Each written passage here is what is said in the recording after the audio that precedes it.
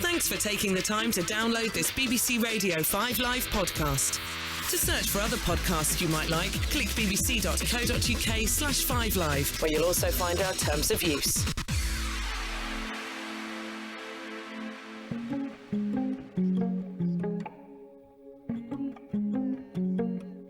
Michael Schumacher comes down the home straight and towards the checkered flag, and Michael Schumacher is motor racing champion of the world. Is he the greatest of them all? The debate will continue, but the facts show that Michael Schumacher has won the most points, the most races, and now the most titles. 10 years after he first sat in a Formula One car, Jenson Button is champion of the world for Brawn GP, who win the Constructors' Championship.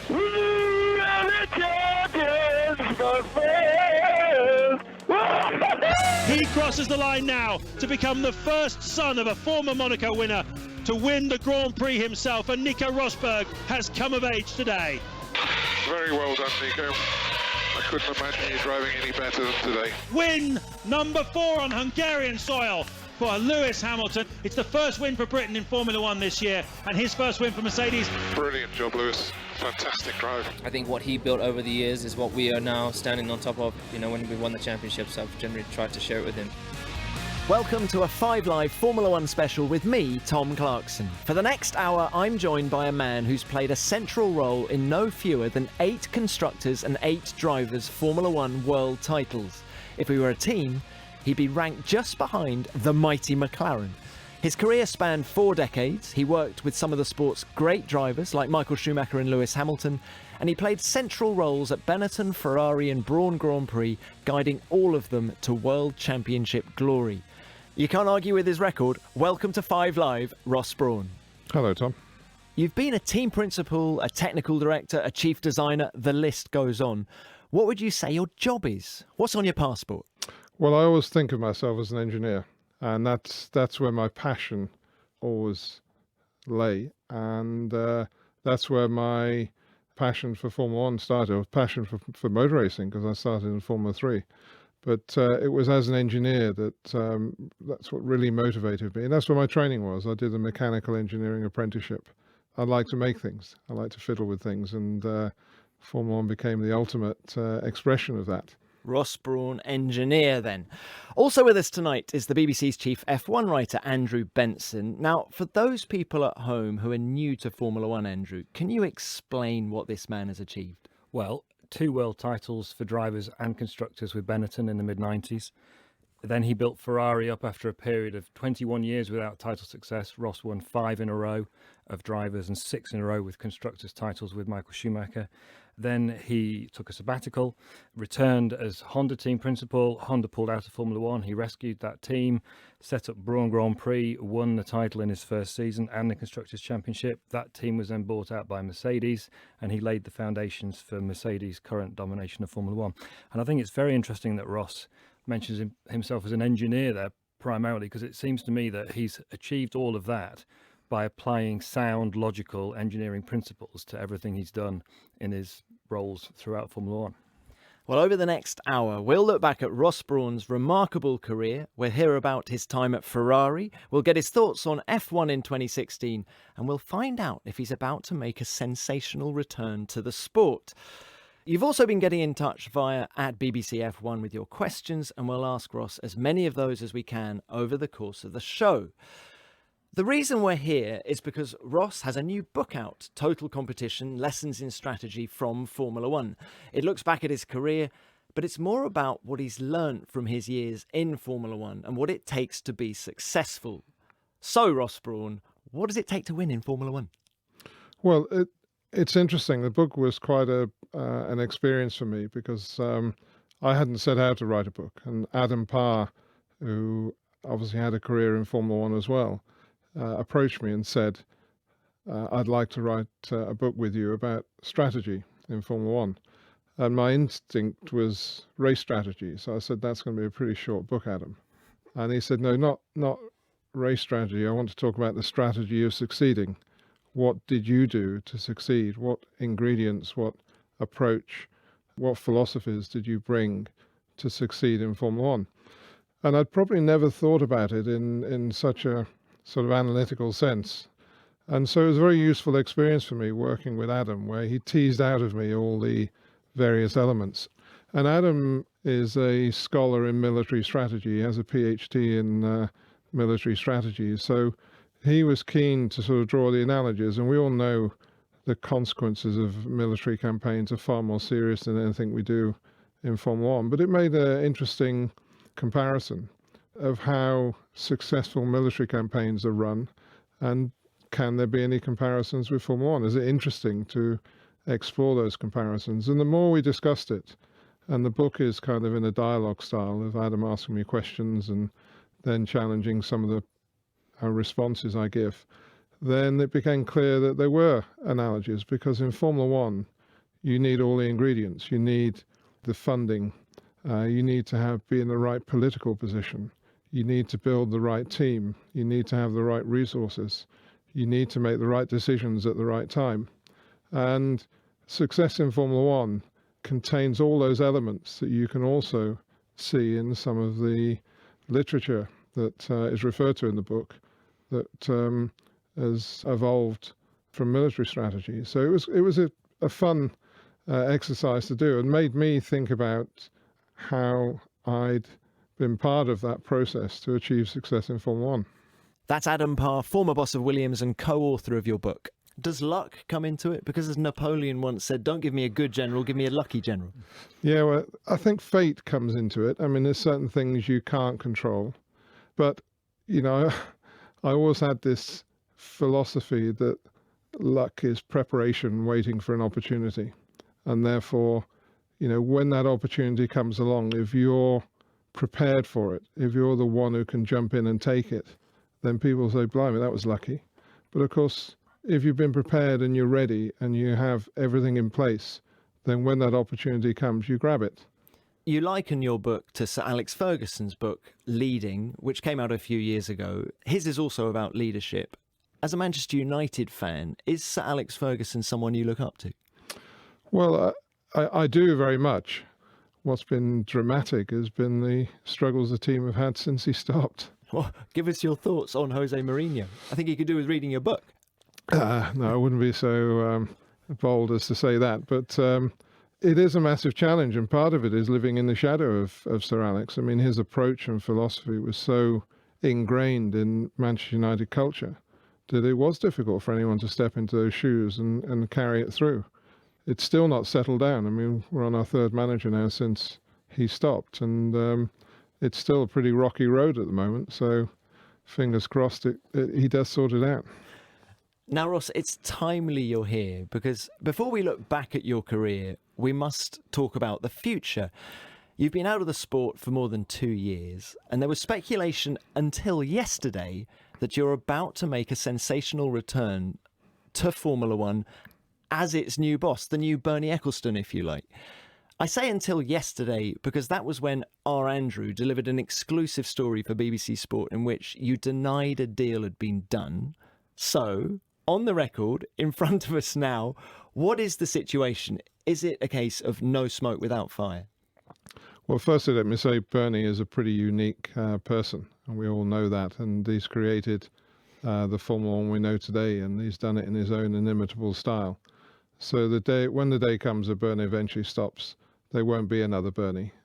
And of course, now with Liberty Media getting involved, then there is speculation about how things will evolve. My role has solely been to give some consultancy to Liberty Media and help them understand Formula One. That's a level it's at the moment. I don't know what will happen in the future. I've expressed my opinion already that I would be interested in helping Formula One. I don't want to go back to being in charge of a team again. That doesn't really motivate me. But what could motivate me is contributing in some way to the future of Formula One and how it can progress and how it can meet the challenges that it's facing today. And that could be any number of roles. But Bernie is the ringmaster, and he's the one who's going to decide how things play out in the next few years. Is that right, though, Ross? I mean, Liberty are they going to be the people who have a controlling shareholding? Don't they decide how Formula One will go on? And have they given you any indication of how that might be, what their thoughts are? No, I mean, I think they, naturally their focus is to complete the transaction. Then I think when that's complete, they'll decide how they want to run the business in the future. So they will have a controlling interest and they will decide what they want to do. But it's a pretty brave move to take Bernie out of there because, he's established the systems, he's negotiated all the contracts, he's done any number of things. So therefore, it'd be sensible to proceed cautiously in that direction. Is Bernie still good for Formula One? It's easy to criticise some elements of Formula One, but everyone respects him, and if he shouts jump, most people say how high. And there's no one else who can really do that. So he gets a lot of things done in Formula One that would be difficult for other people to achieve. And he is quite a special character. Knowing that you were coming in, I asked Bernie at last weekend's race in Mexico if he'd like to see you back in Formula One. I think it'd be good to be in the FIA. Get rid of the stewards and have him there as a steward. A permanent steward? Yeah. Just a quick word on his career. Obviously, you've known him a long time, both technically and then when he was a team boss at Brawn. How do you reflect on Ross's achievements in the sport? Obviously good. I mean, he's been part of the sport. And I hope we don't lose him. Would you like him to have stayed on at Mercedes? It was all a little bit murky how it ended at Mercedes for him. I'd like him to go back to Mercedes. I'll tell him. How ironic that you describe in the book how Bernie played a role in ousting you from Mercedes, and now he wants you back there. Yeah, I hadn't heard that interview, so that's a pleasant surprise for me. I think it's the political arena of Formula One, which is inevitable because of the nature of the business, and therefore you have to be politically astute to be successful and survive in Formula One. And I wasn't clever enough to think through the various scenarios that were playing out at the time. Anyone who thinks they're Bernie's best friend better watch out, because Bernie doesn't have best friends. His focus is a business. And I think I say in the book, I'd got tired, I'd got a bit exhausted, I wasn't as enthusiastic as I could have been, and I should have seen what was coming and I should have dealt with it more effectively, because in the Brawn GP year, I had several confrontations with Bernie and we managed to resolve it. And then came this confrontation during the Mercedes period and I didn't handle it as well as I should have done, because Bernie was consistent in the approach he took. So it should have been no surprise to me that Bernie was trying to move around me, because I was there as an immovable object. So what Bernie does is go around you and find another solution. That's what happened. Now, Ross, you talk in the book about, more openly than many people do, about some of the shenanigans Bernie gets up to behind the scenes. Could you work with him again if that was what was asked of you of Liberty, given that? Yes, I mean, I understand Bernie, and I think I didn't make enough effort during that period to perhaps give him the respect that was due. It'd be a very interesting combination, and certainly wouldn't be a problem for me. Well, that's all in the future. How intriguing, Ross. Very exciting. But that's all in the future. Your career has already spanned 4 decades in motorsport. But most people remember you for your work with Michael Schumacher at Benetton, Ferrari and Mercedes. Oh, and a problem for Schumacher! Michael Schumacher's got off and Damon Hill has got by, but is Damon Hill's car damaged? It's all over. Damon Hill is out of the car and walking away. The Benetton mechanics are rejoicing, but it's not the right way for Michael Schumacher to have won the World Championship. Schumacher from Villeneuve, the gap less than 0.4 of a second. Here comes Villeneuve trying on the inside. He's got through, they banged. Oh, and he makes a mistake. He's got it wrong. He just got it wrong at Rascasse. And Michael Schumacher, though, is actually going to hold people up. He did it on purpose. And the flashlights go in the gloom. And here comes Michael Schumacher. Is he the greatest of them all? The debate will continue, but the facts show that Michael Schumacher has won the most points, the most races, and now the most titles. You're listening to a 5 Live Formula One special with Ross Brawn, the brains behind 16 Formula One World Championships. I'm Tom Clarkson, and also with us is the BBC's chief F1 writer, Andrew Benson. Ross, those were some of the highs and lows of your career with Schumacher, who won all but 3 of his 91 Grand Prix with you directing operations from the pit wall. First, and most importantly, how is Michael? It's difficult for me to answer that because the family have chosen to conduct Michael's convalescence in private, and I must respect that. There are encouraging signs, and we're all praying every day that we see more of them. But all I would say is there's a lot of speculation about Michael's condition. Most of it's wrong, and we just pray and hope every day that we continue to see some progress, and that one day we can see Michael out and about and recovered from his terrible injuries. Well, let's talk about him now as the driver that he was. What made him so good? Well, first of all, you've got to have that talent. You've got to have that driving ability. He had that in spades. He was a hugely talented driver. What made him different, I think, from other hugely talented drivers was his commitment and his intelligence and his devotion to the sport. I mentioned in the book that he just loved driving. He just loved going around the track in the car and trying to find those nuances, those little edges that he could use for himself in terms of his driving style, or he could give to the engineers to use to understand more about what the car was doing. He loved that whole process. To enable himself to be able to do that day after day, he was supremely fit. He raised the level of fitness in Formula One drivers immensely. You recall him winning races and leaping around on the rostrum when some of the more established drivers were sort of barely able to stand up next to him. And, he just raised the standard of what a racing driver should and could achieve, to the point now where I think most modern racing drivers work to that standard. The intriguing thing about a racing driver, nearly always they have to create their own fitness regime, because it's not like a football club where they have a mass of coaches and they have to turn up every day and they get coached and they do their fitness training. Most racing drivers have to be self-motivated. They leave the track and the team don't have a lot to do with them, and in that week they have to get their training regime done, they have to work on their fitness, they have to do their preparation. And Michael was the master of that. He really enjoyed it, and he enjoyed the capacity it gave him. That fitness gave him huge capacity to do the job he loved.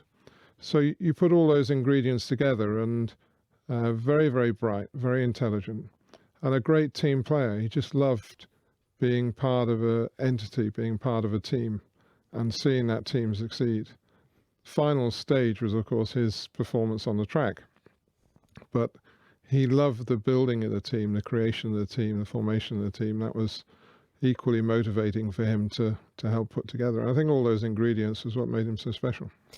For all the brilliance you've just described, there were indiscretions. As we heard in that clip, there was crashing into Damon Hill at Adelaide in 94, Jacques Villeneuve, Jerez 97, parking during qualifying at Monaco in 2006. Was it difficult for you to stomach those moments? What did you say to him? Well, I didn't discuss them in that much detail. I can't defend them. I don't think Michael could ever defend them. The Damon one was a difficult one. I'm never quite sure whether there was any intent in that one. But the Villeneuve one was blatant bit of barging. The Monaco one was stupid. And Michael knows it was stupid and was some instinctive reaction he had. And so I can't defend those actions. I just would say put them in perspective with everything else he achieved. And I had no problem coping with those things. They were a little aberration that, when looked at in the great scheme of things, the number of races and his approach to the people in the team and his teamwork and all the other factors, were of no consequence to me. Well, if we fast forward to today, the Ferrari of today have never reached the same level of domination that you achieved until you left in 2006. What's your take on the Ferrari of today? Why are they not winning? Ferrari have tremendous resources. You know, it's a great facility. They have great people. When I arrived at Ferrari, I didn't truly know what to expect. I'd never been to the factory before I took the job. I took a flyer on it and to see what I would find, and I was really pleasantly surprised. What you find when you get there is you've got mechanics who are third generation Ferrari workers. You know, there's a tremendous dedication, tremendous standard, but it needs stability. It needs the right culture to take advantage of all those elements and try and diffuse a little bit of the pressure that's always on Ferrari from the media and from the fans. Someone needs to be the firewall to stop that getting to the people, to enable them to do their job properly and enable them to be creative and productive without worrying overly about the consequences. I keep referring to the book, but that's why we're here. But one of the things that fascinated me about innovation was you can't tell someone to be innovative. You can't say to them, you know, I want you to invent a new front wing. You say, here's the tools, here's the environment, here's the funding. You've got my support. I'm going to ask you once a week how you're getting on. Please get on with it. And if you pick the right people, things flow. The designs come. The successes ultimately come. So that culture has to be created to achieve, and that's what we tried to do in that era at Ferrari. Ross, in the book, you and Adam reference the great Chinese military philosopher Sun Tzu and this theory that a leader should appoint a military commander and then not interfere with them. You, when you were at Ferrari, had this sort of very tight-knit group with you and Michael and Jean Todt and Rory Byrne, who Luca Montezemolo, the president, was involved, but you kept him at arm's length. Sergio Marchionne, the current president, clearly isn't at arm's length. Is that what's wrong with Ferrari at the moment? Well, it's a different approach to the one I would take. But, you know, if there's a vacuum in the middle, then I guess people jump into it. So if there is no structure there to give the confidence to senior management that the team is being handled properly, then I guess people's tendency then is to get involved themselves.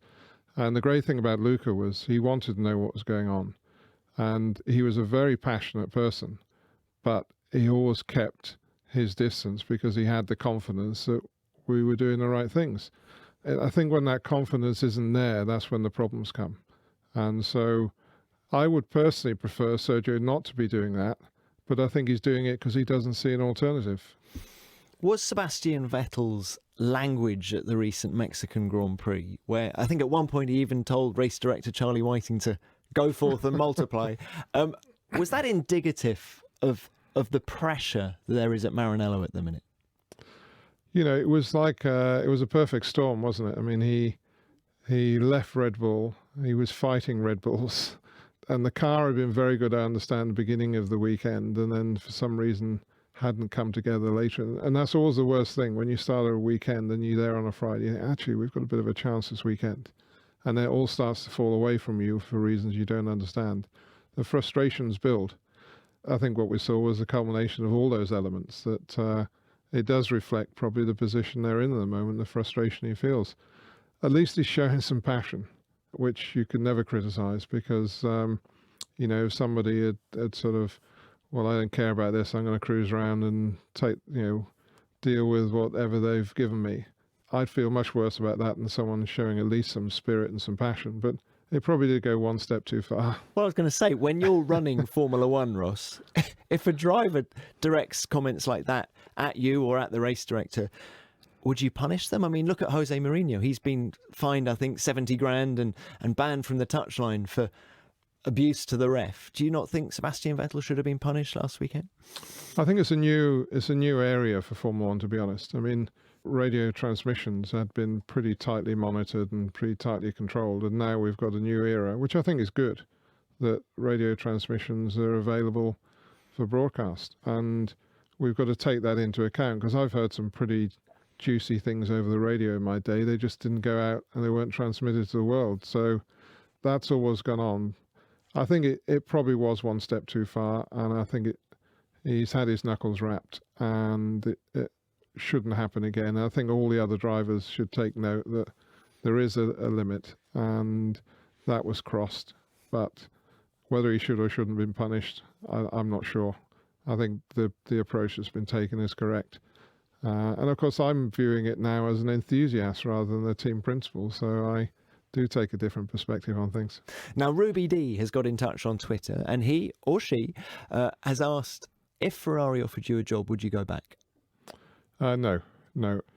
I had a wonderful time being involved with teams, and I just don't think my motivation would be strong enough to do what's needed to push a team to success.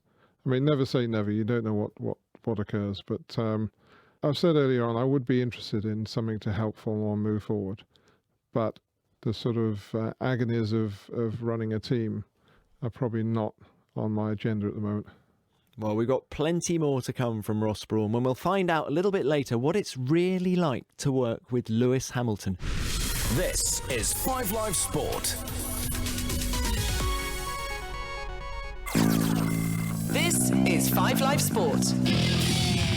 5 Live Formula 1.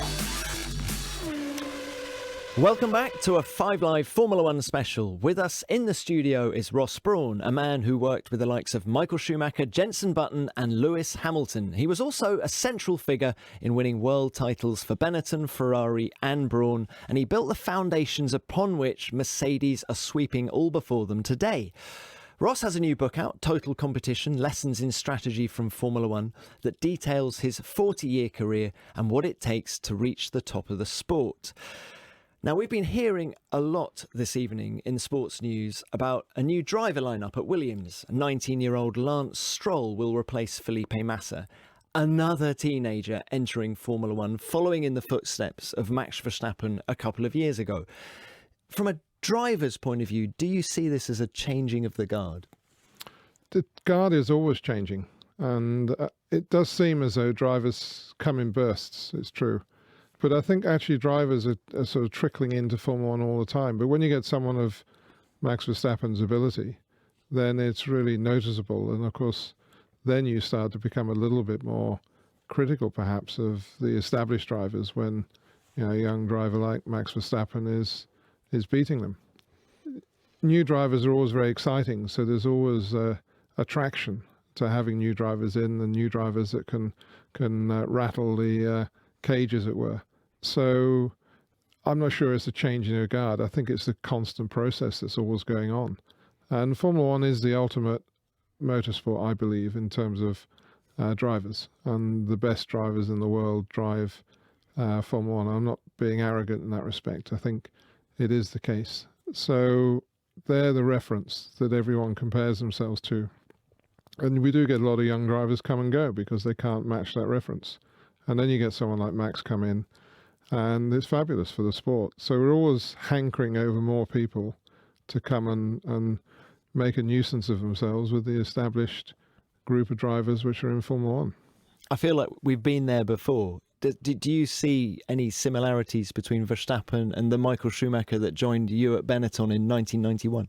Absolutely. I mean, Michael came in at a level that annoyed people, and yeah, he genuinely didn't, but he appeared to have an arrogance that wound people up, and you know, had the same confidence that sometimes gets up people's noses when you come in and they think, well, I've been here for 5 or 10 years, and there's this young whippersnapper not paying any attention to what I think, and it shows in all sorts of areas, not just in their driving, but in their meetings and in their press comments and all the rest of it, and you know, there's a sort of expectation from the old guard that they should respect them, and you know, they don't. You know, it's a very competitive competition, and they want to establish themselves as quickly as possible. So I can see lots of comparisons between Max and Michael when Michael first came in, because certainly he upset quite a few people.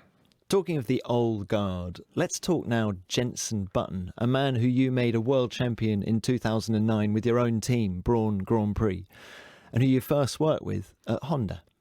He arrived sort of halfway through the 2007 campaign. Just Ross walking into the factory completely changes everyone's views on the future of the team. 2007 was a very difficult year, but we couldn't really see light at the end of the tunnel until Ross walked in.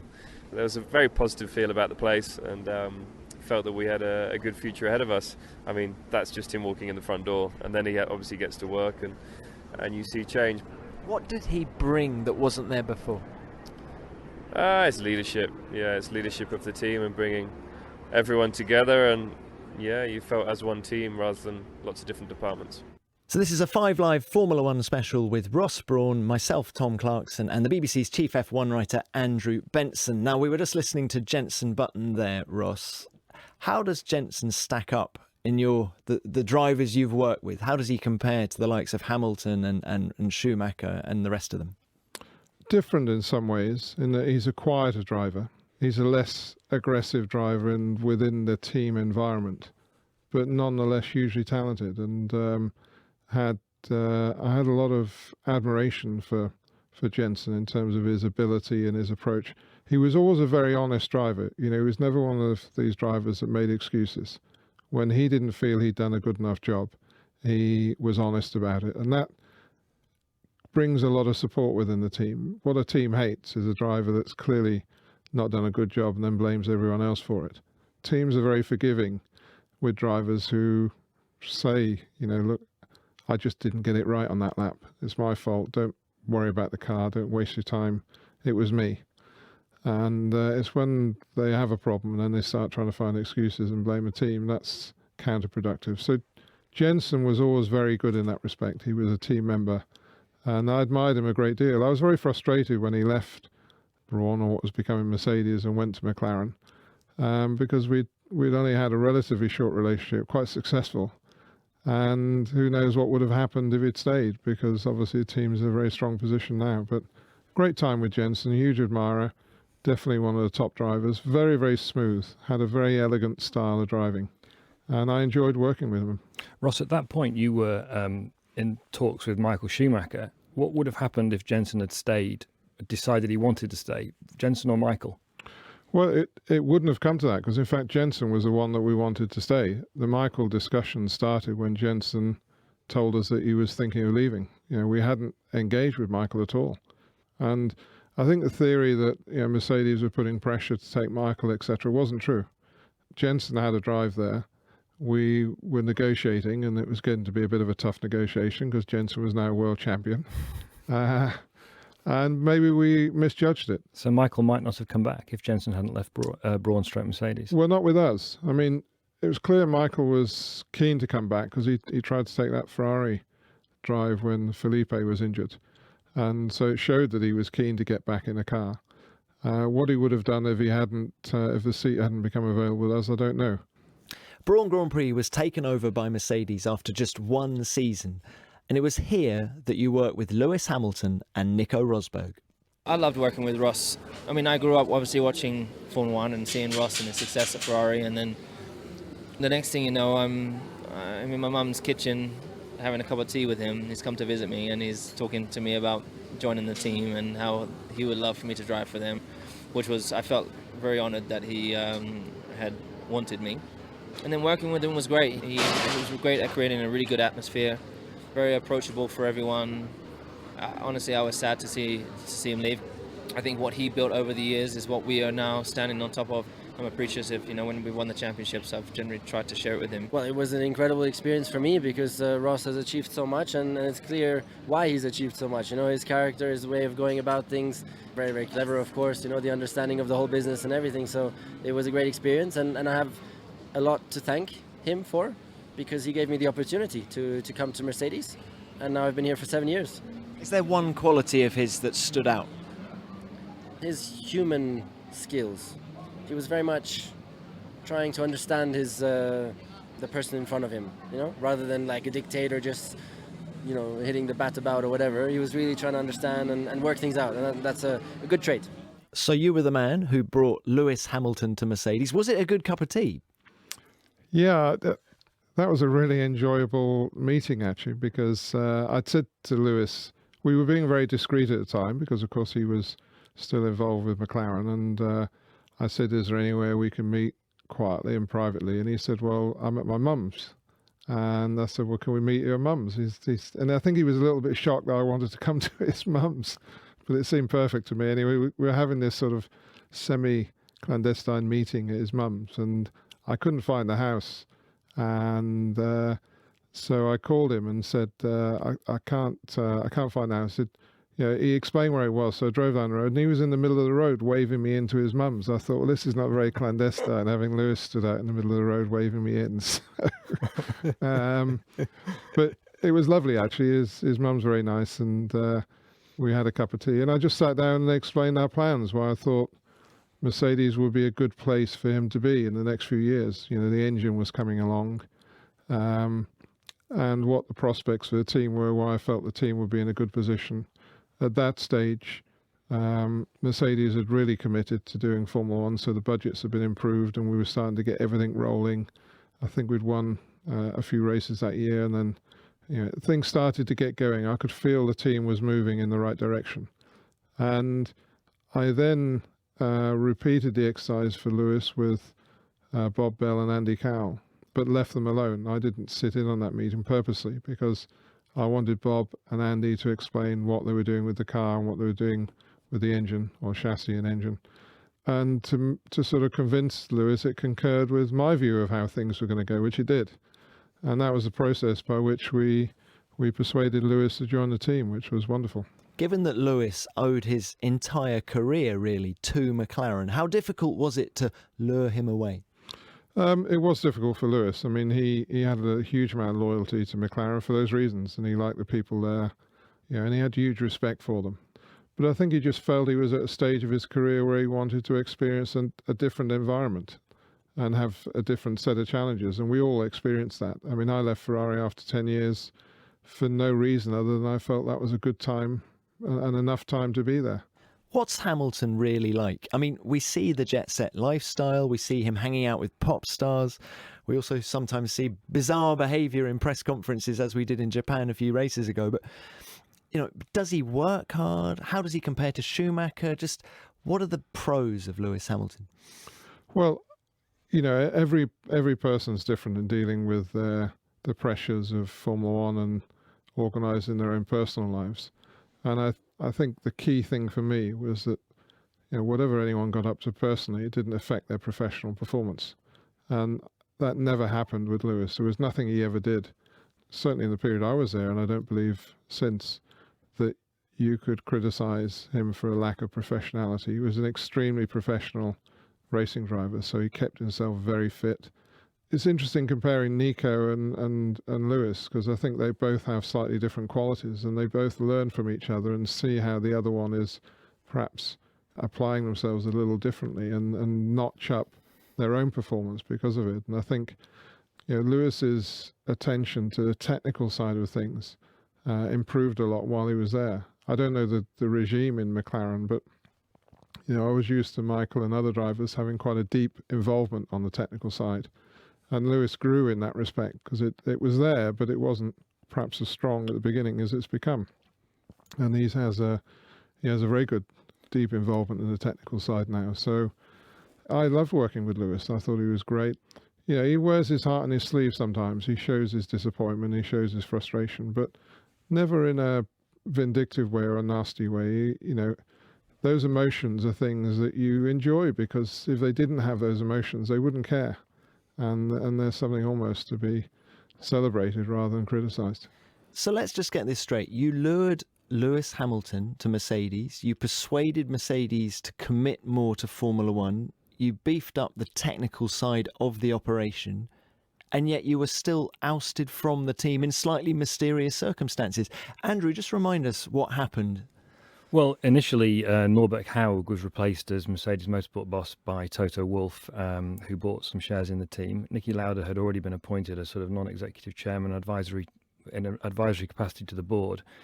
And then Mercedes employed Paddy Lowe, who's now their executive director technical. Now, I remember breaking that story, and then I think it was the very next day coming to Mercedes for a sort of pre-season press conference with you, Ross, and it was all very tense, and you looked as emotional that day, I think, as I've ever seen you. When exactly did you find out about that, and was that the sort of start of the process that led to you leaving, do you think?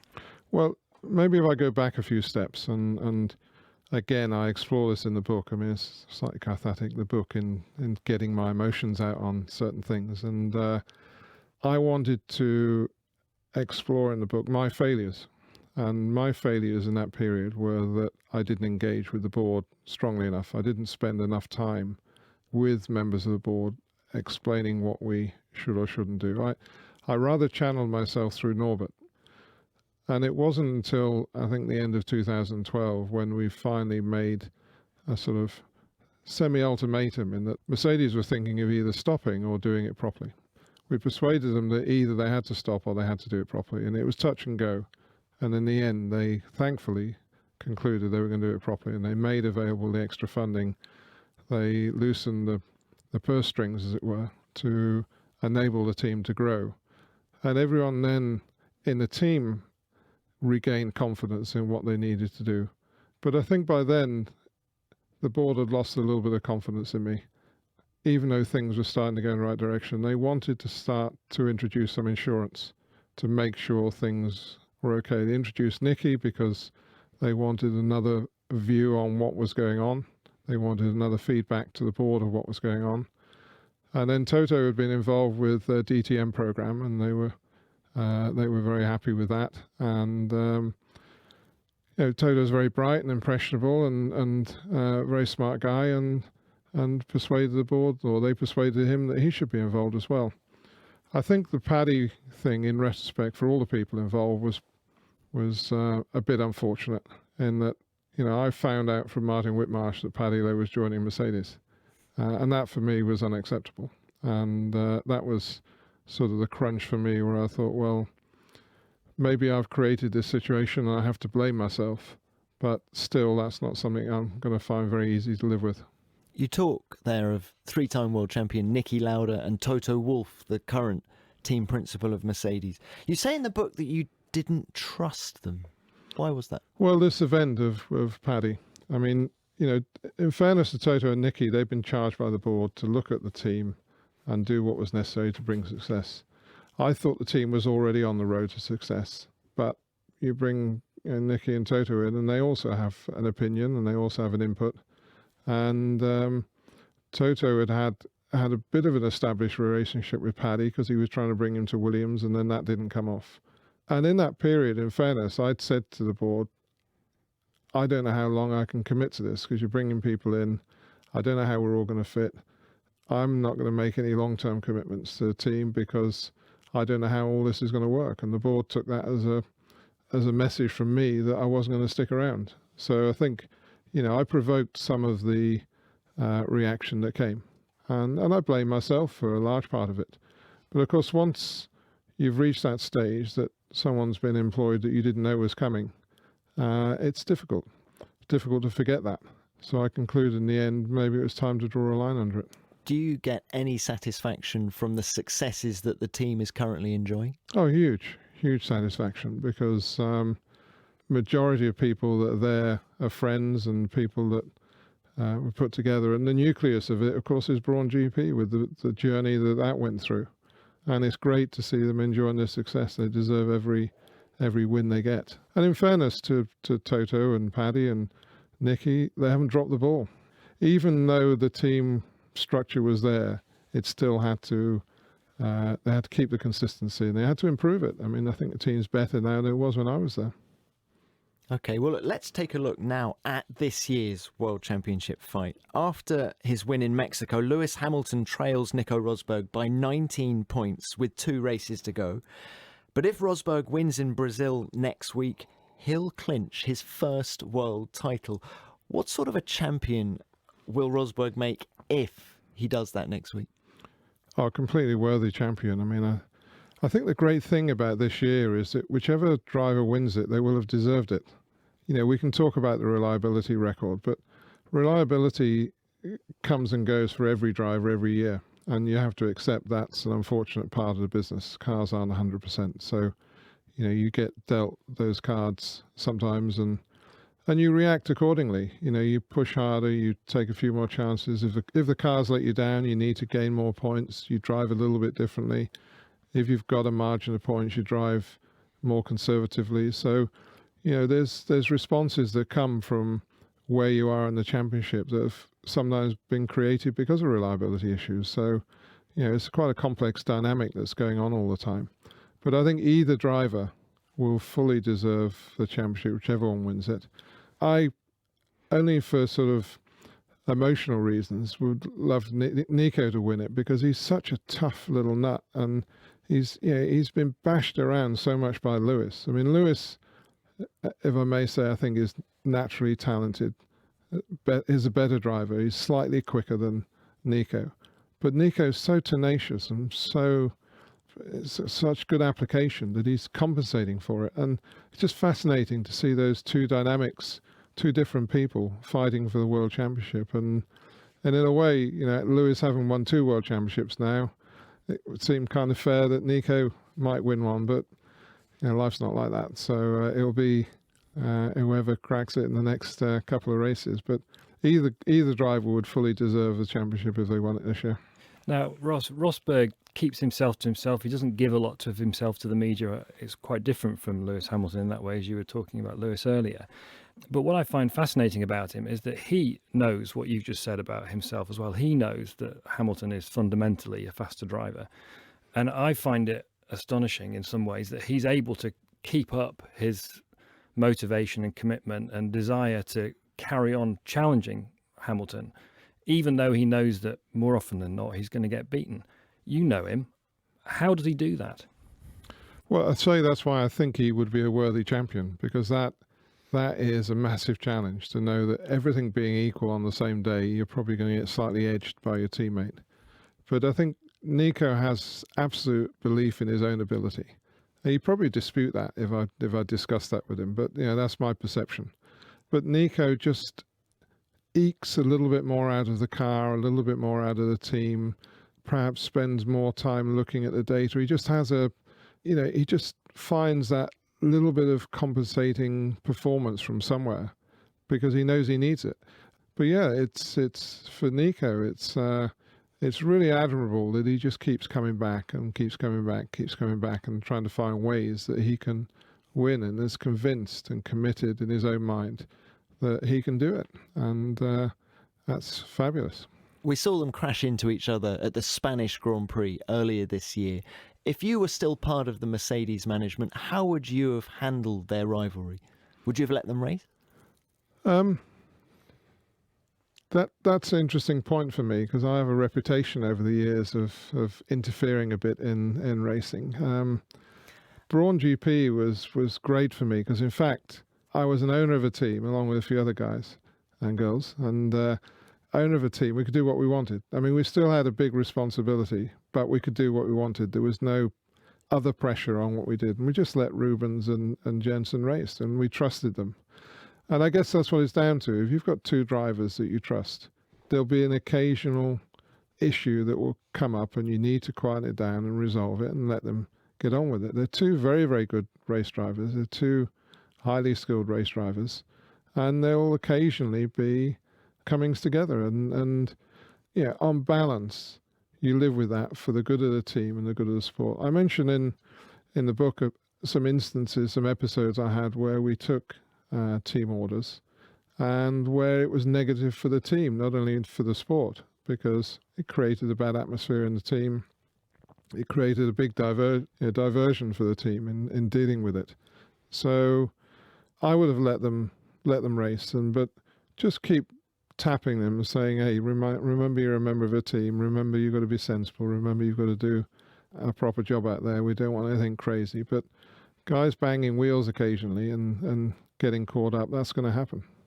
Okay, well, look, Ross, we could talk to you all night, but we are running out of time. Just a few quick-fire questions for you. You talked before the news about what it was like to work with Schumacher. Who's the best driver you've never worked with? There's probably 2 I would have liked to have worked with. Fernando Alonso, I would have liked to work with, and of course Ayrton Senna would have been very special. He was such a iconic character, and the people I do know who work with Ayrton said it was a pretty special experience. So that would have been something I would have enjoyed. And Fernando Alonso, I think, is so frustrating that he's not won more world championships, because certainly his ability is there for everyone to see. One-word answers now. Who's the best driver on the grid today? That's a good one. What thoughts are going through my mind? Not Lewis, not Fernando. Well, it's such a close thing. What's the best driver? Best driver is the world champion, because he's put everything together and he's done everything. So Lewis is the world champion at the moment. If Nico becomes the world champion, he's the best driver on the grid. Okay, best era of Formula One that you've worked in? For me, the really special time was the early periods of Williams, because it was such a steep learning curve. And I was an engineer and I was learning my trade in the sort of late 70s, early 80s.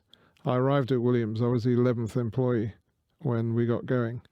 And I was doing everything, driving the truck, building the cars, making the wind tunnel model, doing whatever was needed. That was a wonderful period for me, and really a great education. So that's probably a special period for me. Final question, how would you change Formula One for the better? Make a plan. I mean, I just don't feel Formula One has a plan for where it wants to be in 3 years' time or 5 years' time, where it wants to be commercially, where it wants to be from the sporting perspective. And that plan doesn't have to be a rigid plan. You can tune it as you go along. But if you ask anyone in Formula One, where are we going to be in 3 years or 5 years' time, no one knows, because there isn't a plan. Would you like to be the man making that plan? I could be tempted to be involved, yeah. Well, I think that's a good place to leave it. Thank you very much, Ross. Total Competition, Lessons in Strategy from Formula One with Ross Brawn and Adam Parr is out now. It's a fascinating read by a remarkable man who's enjoyed a remarkable career. And who knows, we could see him back in the Formula One paddock before too long. If you missed any of tonight's show, then you can listen again, because it'll be available on our podcast via the 5 Live website. We'll be back next Thursday with 5 Live Formula One from Brazil, the penultimate race of 2016, and Nico Rosberg's second chance to get the title wrapped up if he wins next Sunday's race. My thanks to Ross Brawn and to Andrew Benson. This has been a USP content production for BBC Radio 5 Live. On digital and online. This is BBC Radio 5 Live. bbc.co.uk/5live.